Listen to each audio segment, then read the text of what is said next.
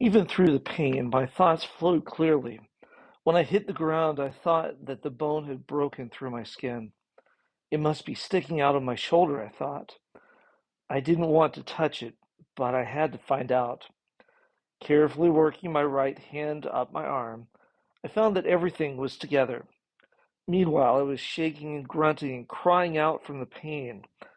Above and around me, the stadium was awesomely silent. The pain gradually grew weaker until I could lie quietly, looking up at the circle of faces. Roger Craig, feeling helpless, leaned down and hugged me. I was simply amazed at what was going on. I thought the book had been written on my comeback, and I could go back to normal. Now this.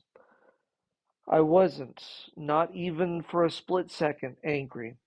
I was simply astonished and full of certainty that God was writing another chapter in my life. Something more, something amazing was being revealed. They brought a stretcher and wanted to get me on it. I said no. Let me walk off. I said between gritted teeth, I'm all right. Well, shut up, Dave. You're not walking.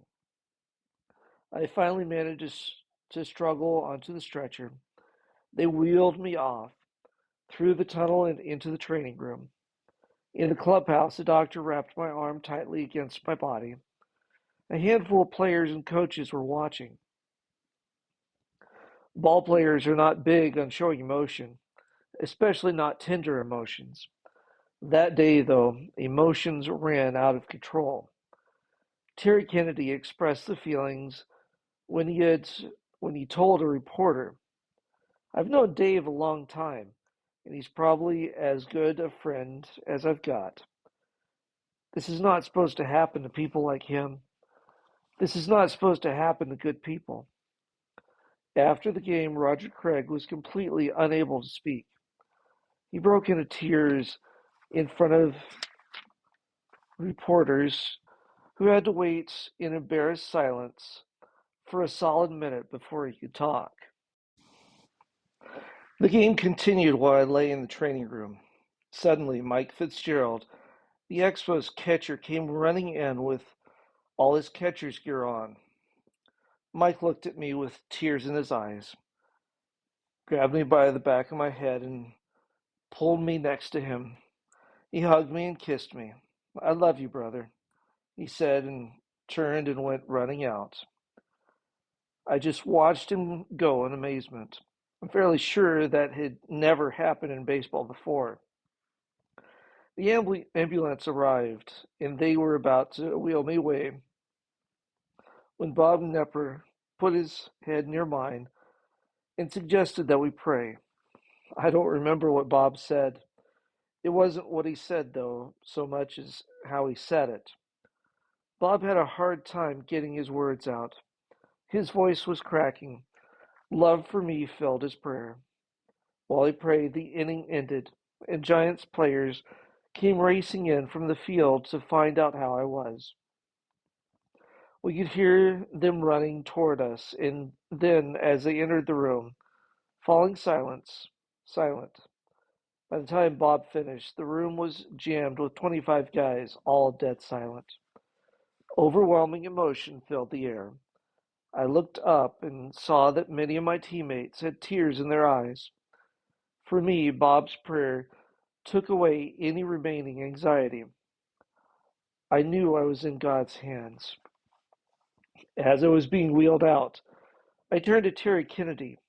He was standing next to me, his eyes full of tears, staring as if to say, what on earth is going to happen to you next? Hey, I said, if there was ever anything to the saying, win one for me, this is it, guys. I don't want that lead to disappear because I'm probably not going to pitch again this season. And I want my record to be 2-0. I want to end the year undefeated. Terry looked at me as though I had lost my mind. And I greeted the ambulance driver. This has to be kind of a rough day, I told him, so please get me there safely. I've had enough excitement already. After the doctors put on a cast, they saw no reason to keep me at the hospital. Shortly before midnight, I headed back to my room in a taxi. My frame of mind was almost bizarre. It was so positive. I certainly didn't enjoy breaking my arm, nor would I care to ever repeat that tumbling down the mound trick. But emotionally, I was still riding the excitement that had begun on August 10th. It had been kicked up a notch by my talk with Bob Nepper. I had no idea what was going to come next in this adventure, but I trusted that God had good things in store for me. When I got back to the hotel room, still in my uniform, I called Janice. I wanted her to hear from me that I was all right. Scott Gerlitz was there, and so was Jeff Brontley, who had come in to relieve me when I'd broken my arm. I'd heard at the hospital that we'd won the game. While I was talking to Janice, I saw Steve Brosian out in the hallway. He had come in the ninth to preserve my game once again. We'd won by another one run score, 3-2. Hey, Bedrock, way to go. Thanks for saving the game, man. Now I'm 2-0, and I've got some negotiating power for next year. I was feeling pretty rowdy for someone who's just broken his arm. Janice said it sounded like a party was going on. Pretty soon it settled down to me, Scott Garlitz, Jeff Brontley, Greg Glidden, and Bob Nepper. We raided the minibar in the room, drinking up all the Cokes and eating all the chocolate bars. I was starting to feel really hungry, so we sent Jeff and Scott out for some fast food. They were gone, and they were gone for about an hour and came in soaking wet and carrying a ton of junk food. They'd been running all over Montreal in the rain, trying to find a hamburger place. But then it was probably 2 a.m. I knew it was going to be tough for me to rest, since the doctors had told me to sleep sitting up. Hey, why don't we just stay up all night? I suggested. We stayed awake until 5 a.m., talking about every subject under the moon. When there was light leaking over the horizon, we closed our time together with prayer, and the others disappeared to catch some sleep. I felt a wonderful sense of peace. I took some aspirin and dozed for 2.5 hours before it was time to get up again. On August 10, I had thought that media attention had reached an absolute peak. I soon found there was another level.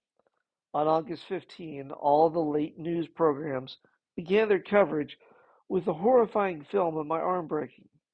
Soon, every major network wanted a special interview. Dozens of magazines and newspapers were calling, so was Hollywood, to talk about motion pictures. With my arm breaking, the focus shifted. The press had written about my comeback as a miracle. But what could they call this? The opposite of a miracle?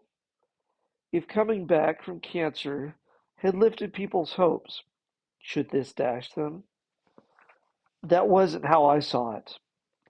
I saw my life as one long adventure in partnership with God. The miracle of my life had begun in Amarillo, and it continued. I told the reporters that I hoped to be able to come back and pitch again. I had no intention of quitting, but that wasn't the basic source of my optimism. My optimism was grounded in Jesus Christ. When you've done everything you can, and yet everything seems to have fallen apart, you need to know that God can overcome. Before the press had told the world about my physical recovery, now they reported on my positive attitude, as if that were a bigger miracle. In a way, it was.